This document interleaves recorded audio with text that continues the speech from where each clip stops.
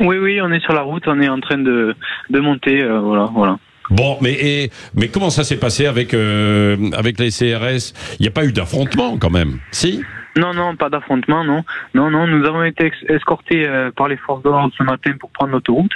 Et puis, je sais pas, ils ont dû avoir un contre-ordre et voilà. Bon, je pense qu'ils sont moins bien organisés que nous. Je sais pas ce qui se passe, mais voilà. Bon, donc, et vous passez par la Nationale 20 là, c'est ça? Oui, voilà. Pour l'instant, après, je sais pas, je peux pas vous dire. Non, ouais. Bon, et à Paris, ça va être un petit peu plus compliqué quand vous allez arriver du côté de Rungis, quoi. Vous espérez toujours être en fin de journée sur place? Oui. Après, voilà, le gouvernement a la balle dans son camp pour nous arrêter. C'est pas les forces de l'ordre qu'il faut nous envoyer, c'est des mesures. Voilà. Ouais. Bon, en tout cas, vous voulez quand même aller à Rungis, hein? Oui, on n'a pas changé de plan encore. Bon, on va vous laisser rouler tranquillement. Vous me le disiez ce matin à 30 km/h en moyenne, même si un tracteur peut aller un petit peu plus vite, hein, mais c'est pour que tout le monde suive. Qu'on voit 200, 300 tracteurs. Bonne route à vous. Merci d'avoir été avec nous. On est aussi avec Clément Barguin, reporter que vous avez entendu dans le journal de 8h tout à l'heure, reporter Sud Radio, qui était hier sur la 15, où c'était... bonjour Clément. Bonjour Patrick, bonjour à tous. Oui, où c'était quand même assez tendu et compliqué, hein. Vous avez mis 6 heures, par exemple, pour faire 2-3 kilomètres, vous, hein? Oui, c'est ça, c'était surtout au nord de Paris, hein, du côté de Gennevilliers, où la circulation elle était vraiment très très compliquée pour rejoindre en fait le Val d'Oise, tous les Cergy-Pontoise et les alentours. Puisque la 15 était en direction de Paris était fermée, en direction de Cergy c'était ouvert, mais circulation très compliquée. Ouais, j'ai mis 6 heures pour faire à peu près quelques kilomètres. Ouais. Tout était complètement bloqué. Et comment réagissaient les automobilistes autour de vous, qui eux-mêmes aussi étaient bloqués? C'est assez étonnant parce que finalement c'était assez calme, et puis une fois que j'ai réussi à rejoindre les agriculteurs, en direction de Paris c'était fermé, mais la file d'à côté a été ouverte et les automobilistes pouvaient continuer à passer.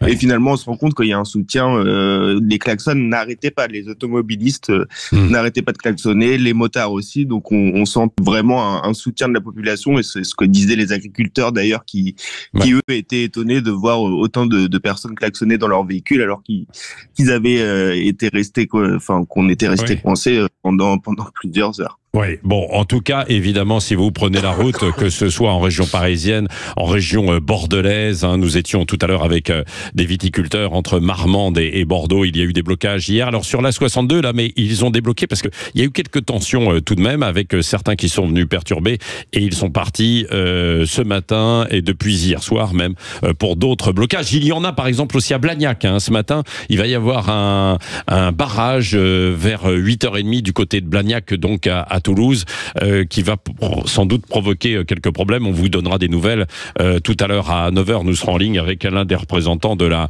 FDSEA. Dans un instant, c'est Nicolas Dupont-Aignan. Éric Revel, Guillaume Bigot, qu'est-ce que peut annoncer Gabriel Attal? C'est quand même compliqué, hein, parce qu'il est très attendu pour son discours de politique générale, et il se retrouve rattrapé là par plein de conflits en même temps, hein. Il y a bien sûr les agriculteurs, mais il y a les taxis, il y a les transports en commun à Paris avec la RATP, avec un préavis de grève pour 7 mois. Alors eux, ils sont quand même champions, hein. Oui, c'est plus un baptême du feu pour Attal, c'est danse sur un volcan, parce qu'en réalité, son discours de politique générale à l'Assemblée nationale est totalement percuté par l'actualité que vous avez rappelé, Patrick, notamment les agriculteurs. Je rappelle quand même qu'il était censé donner les détails de ce qu'avait annoncé le président de la République, et puis je rappelle aussi qu'il était censé nous donner les noms de l'autre partie de son gouvernement. Alors tout le monde s'en fout, mais vous vous rendez compte? Non, tout le monde ne s'en fout pas. Par exemple, le logement, il y a quand même un énorme problème de logement, il n'y a plus de ministre. Alors ça dépend de Christophe Béchu, mais... Il est déjà usé, Attal. Enfin, il est déjà d'accord. Mais bien sûr. Mais son discours va être inaudible. Enfin, je sais pas ce qu'en pense Monsieur Bigot. Guillaume Bigot? Moi, je pense qu'effectivement, Emmanuel Macron lui a grillé la priorité, parce que le cadre, de toute façon, c'est pas lui qui le dessine, le cadre a déjà été posé. Même les mesures, les effets un peu waouh sur certaines mesures, ou surprenantes, ont déjà été annoncés. Donc, voilà, il n'y a plus tellement de suspense. Oui, c'était véritablement c'est pas un baptême du feu, c'est une sorte de baptême du foin. Et là, il y a beaucoup de problèmes. L'électricité, etc.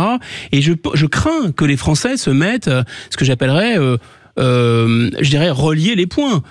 Action sur l'immigration, non seulement vidée de sa substance par le Conseil constitutionnel, mais pourquoi finalement ça marche pas sur l'immigration? Ah bah on se rend compte que c'est l'Europe qui a la main.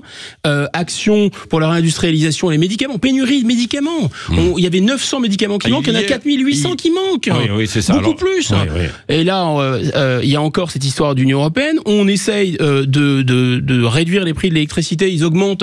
Mais là, on se rend compte de quoi? Encore l'Union européenne avec son marché européen. L'agriculture, même tarif. Donc moi, je pense aussi que l'idée de mettre l'agriculture au-dessus de tout, c'est bien, mais les violences faites aux femmes sont au-dessus de tout. L'éducation, qui a plus de ministre, est au-dessus de tout. La baisse de CO2, c'est au-dessus de tout. Donc tout est au-dessus de tout. Il y a toujours quand même un ministre de l'Éducation. Mais elle est toujours en poste. Elle a d'autres ateliers. Je ne sais pas ce qui va se passer. Elle a d'autres ateliers. Elle remercie peut-être les agriculteurs là en ce moment parce qu'on parle un peu moins d'elle. Elle n'a pas piscine, elle a JO. Amélie Oudéa. Dans un instant, c'est Nicolas Dupont-Aignan, invité politique de Jean-Jacques Bourdin, et puis on retournera sur les routes, notamment sur la Nationale 20, là, où vous avez eu en direct ce qui se passait, les tracteurs qui ont filé à travers champs. Il est 8h31, bonne journée.